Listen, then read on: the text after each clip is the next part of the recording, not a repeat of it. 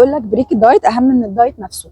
فدي بقى 3 اسباب الدراسات عملتها عشان تقول الدايت دوت ينفع يتعمل فيه بريك او يوم فري ولا لا. وخليني اقول لك في الاخر انا بعمل ايه مع عملائي في دايت السعيد. انا دكتوره يارا وده دايت السعيد. اول حاجه بتفيد في اليوم الفري هو انه بيحافظ على معدل الحرق بتاع الجسم اللي هو اللي اسمه البي ام ار، وده كنت شرحته في فيديو كامل اسمه انت بتقتل نفسك بالدايت، ابقوا ارجعوا له.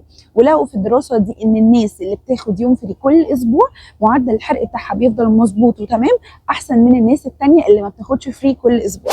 تاني حاجه بيحسن جدا من الحاله النفسيه وبيقلل من التوتر، وده شيء طبيعي لان انا لما بحرم نفسي من اكلات معينه ببقى عارف ان هي مش صحيه، ده بيخليني مع الوقت حاسس بالتوتر والضغط.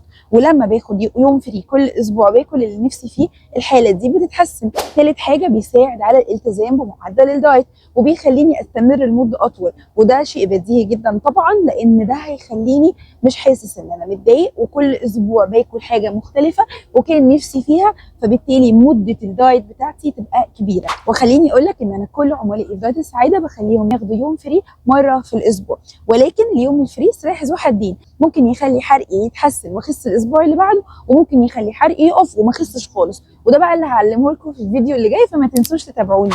يلا بقى روح خد يوم فري كل اسبوع وابعت الفيديو دوت لصاحبك اللي ما بياخدش فري واعزمه على كبده وسجق. هو سجق ولا صدق؟